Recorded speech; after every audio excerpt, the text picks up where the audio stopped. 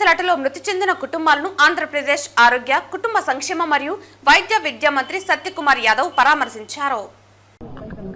40 మందికి పైగా గాయపడడం దిగ్భ్రాంతిని కలిగించింది. చాలా విచారకర సంఘటన. అయితే ప్రభుత్వం వెంటనే స్పందించి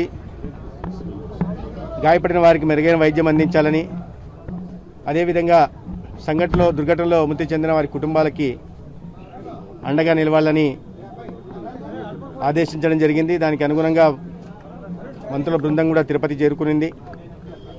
సాక్షాత్తు ముఖ్యమంత్రి గారు కూడా కాసేపట్లో రాబోతున్నారు. మృతి చెందిన కుటుంబాలకి ఎక్స్‌గ్రేషియాగా 25 లక్షలని ఇప్పటికే ప్రభుత్వం ప్రకటించింది. తర్వాత ఈ దుర్ఘటనకి కారణాలు ఏంటి అని నివేదిక కూడా కోరడం జరిగింది. ఆ నివేదిక అనుగుణంగా ముఖ్యమంత్రి గారు సమీక్ష నిర్వహించి నిర్ణయం తీసుకుంటారు. ఏదైనప్పటికీ ఈ ప్రభుత్వం ఈ దుర్ఘటనలో గాయపడిన వారికి వైద్య సేవలు అందించడంలో పూర్తిగా వైద్య సేవలు అందిస్తుంది. అదేవిధంగా మృతి చెందిన కుటుంబాలకు కూడా అండగా ఉండి అన్ని విధాలుగా ఆదుకుంటుంది. ప్రభుత్వం మృతి చెందిన వారికి 20 లక్షల ఎక్స్‌గ్రేషియా ప్రకటించడం జరిగింది.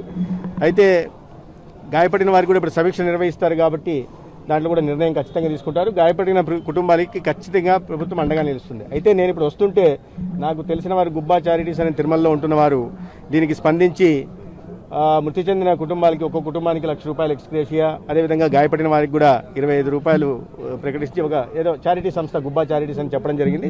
అది కూడా కలెక్టర్ ద్వారా వారికి చేరవేసే ప్రయత్నం చేస్తాం. ఇప్పుడు దాని మీద నేను స్పందించలేను. మేము ప్రత్యేకంగా ఆరోగ్య శాఖ మంత్రిగా ఈ గాయపడిన కుటుంబాలకి అండగా నిలబడడం, మృతి చెందిన కుటుంబాలకు భరోసాని ఇచ్చే ప్రయత్నంగా నేను ఇక్కడ ఉన్నాను. అయితే ముఖ్యమంత్రి గారికి ఇప్పటికే నివేదిక ఇచ్చారు కాబట్టి సమీక్ష కూడా నిర్వహిస్తున్నారు కాబట్టి దాంట్లో కారణాలు ఏంటని తెలిసింది కాబట్టి ప్రభుత్వం దానికి అనుగుణంగా నిర్ణయం తీసుకుంటుంది. ఏదైనప్పటికీ కూడా ఇది వైఫల్యం జరిగింది. ఎవరి వైఫల్యం కారణంగా ఇది జరిగింది అని నేను చెప్పలేను. కానీ నష్టమైతే కుటుంబ సభ్యులను కోల్పోయారు, అనేక మంది గాయపడ్డారు. కాబట్టి ఇది ఖచ్చితంగా ఎక్కడ వైఫల్యం జరిగింది, ఏంటి, దాన్ని ఏ రకంగా సర్వే చేసుకోవాలి, భవిష్యత్తులో ఎటువంటి జాగ్రత్త చర్యలు తీసుకోవాలనే దాని మీద కూడా సమీక్షలో నిర్ణయం తీసుకుంటాం. మంచి వైద్య సేవలు అందిస్తున్నాం. అదే మీరు చెప్పినట్టుగా అటువంటి సీరియస్ కేసులు లేవు, స్టేబుల్గానే ఉన్నాయంటున్నారు. ఇప్పుడు అక్కడికి కూడా వెళ్ళడం జరుగుతుంది. దాంట్లతో నిరంతరం సంప్రదిస్తూ ఉన్నాం. ప్రాణాపాయం ఉన్న పేషెంట్లు ఎవరు అక్కడ లేరు.